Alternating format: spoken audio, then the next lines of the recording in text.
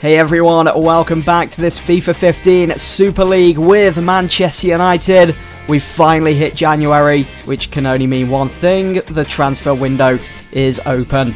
Now, if you guys can just cast your minds back to a couple of episodes ago, you'll remember that Vidal was looking for an exit from Juventus, and I put the question to you guys: shall I sign Vidal? Shall I bring him to United? And the majority of you guys were saying, yeah, get Vidal. But before I could even put in an offer, Vidal had already decided he was going to join our rivals Man City for the sum of 32 million. Now, I'd already spent the majority of my transfer budget in the summer on Dani Alves and also Memphis Depay, leaving me with something like 7-8 million to play with in January, which of course isn't that much. I did manage to get Kondogbia from Monaco for 5.5 in the previous episode. He's now part of the Manchester United outfit for the second half of this Super League season. And of course, there were offers coming in left, right and centre for David De Gea. But it was Barcelona that stayed resilient. They wanted him in their sides. Not sure why, because they've got Ter Stegen and they could have stuck with him. I mean, he's a fantastic keeper. Why do they need De Gea as well? And I know it's not going to be a popular decision with some of you folks, but I did eventually sell De Gea to Barcelona for 59 million. I did counter offer Barca, saying if they wanted him, they're going to have to pay 65 mil, but they weren't having any of it. But they were happy to pay 59 million, giving me a bit of a boost in the transfer funds for the last couple of hours of this transfer window in January. You can see there is the confirmation that De Gea has been sold to Barcelona. The question was, who would I bring in using that money? This is the last chance we're going to be able to sign someone, and it had to be special in my opinion. It was either going to be Mats Hummels. I had Schweinsteiger, Gareth Bale and also Cavani and Benzema on my shortlist. I was thinking at the time, well, I've been using Rooney up front with Mata or Fellaini just behind in that central attacking mid-role. I've also got Falcao and Van Persie, and I can rotate Rooney in that central attacking mid-role and so on. So I thought maybe I won't have to go after a striker. Maybe I'll just leave Cavani and Benzema out of the equation and just look into maybe getting another central midfielder in Schweinsteiger, or just strengthen our back with Mats Hummels.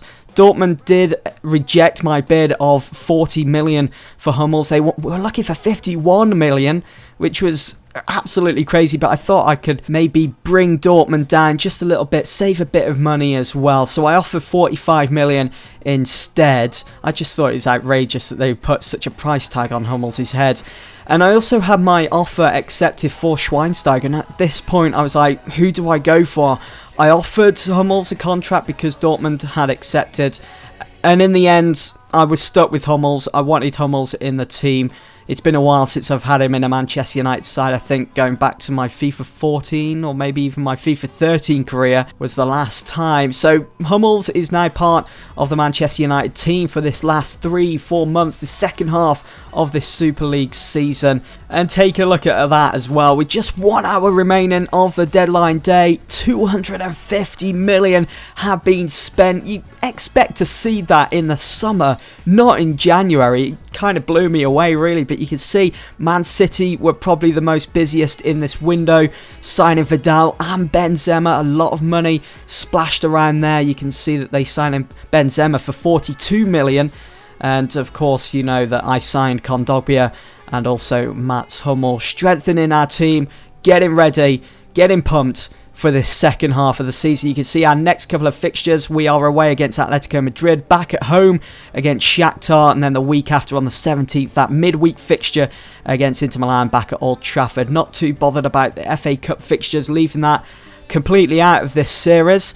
And look at that, AC Milan, FC Porto within the space of 3 days, and that fixture against Real Madrid looming upon us will probably be the most important game of our season. Well, both games against Real Madrid have been important. They've meant so much. There was so much on the line. The last time we played them at the Bernabeu, it was like a 6-pointer almost, and unfortunately they did win that 1-0. So we're going to have to do our best now to win our upcoming fixtures and, of course, beat Madrid at Old Trafford. I mean, they've got such an advantage already in the league. They're 9 points above us and 6 points above Chelsea. So they could afford to just relax in their next game. Obviously, they won't do that. But you got to give credit where credit is due. Real Madrid have done well to turn things around. And it goes to show how unpredictable this putting a Super League together can be. Because not so long ago, it was Manchester United on top of the pile with a 9-point gap at the top. Now it's Real Madrid with a 6-point gap at the top. So exciting, and we're certainly going to see a lot more twists and turns as we approach the end of the season. Now, our next fixture, we were away in Madrid to play Atletico Madrid, who were one of the first teams that Manchester United faced at the start of this Super League season. And that fixture back at Old Trafford ended in a goalless draw. So I was looking to pull out all the stops. And we needed to win this game, as you know, with the current situation with the league. Obviously, Real Madrid would be first for their fans to be cheering on Atletico Madrid. They'd be hoping that it'd be Atletico coming out as winners, so they can then increase that gap if they were to win their next game. And keeping in mind, this was Victor Valdez's first game starting for Manchester United in goal. Well, actually, that's not entirely true, because I have been starting him in those FA Cup games and Capital One Cup games that I haven't shown in this series, because of course I'm just focusing on this Super League. But it's his first real start, his first real opportunity in goal away from home for Manchester United. And so he had some really big boots, really big gloves to fill for United. He had to show that he is capable of basically picking up where De Gea left off. And I mean, he showed signs of brilliance in those domestic cup competitions, keeping clean sheets, pulling off some amazing saves.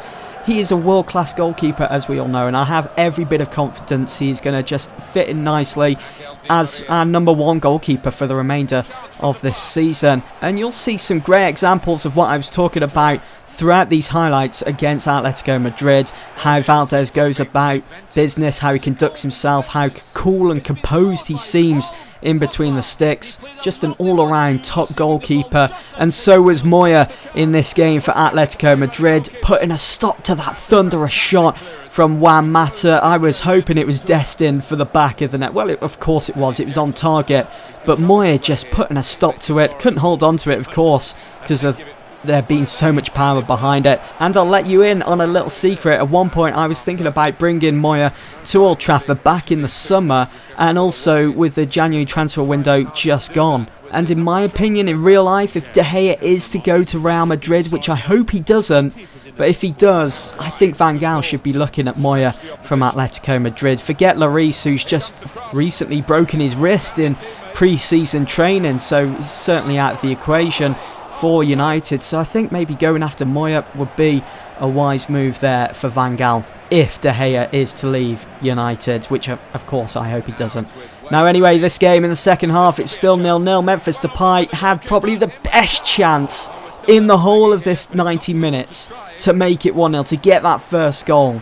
I mean, look at that, how it didn't go into the back of the net, I don't know. Depay on his favoured foot as well. Finesse shot, one-on-one with the keeper.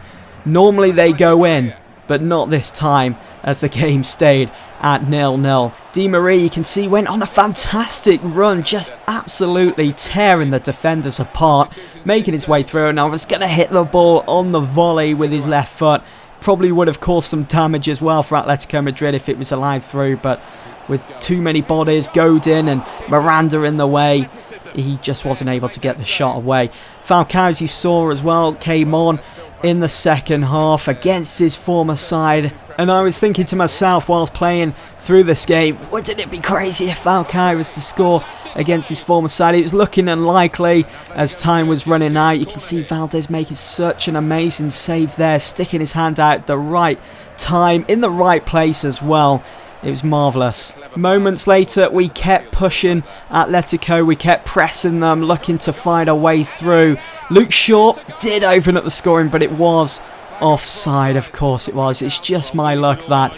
But I thought it was hilarious how Ander Herrera went in with the header. You can see, I don't think he intended the ball to come off his head.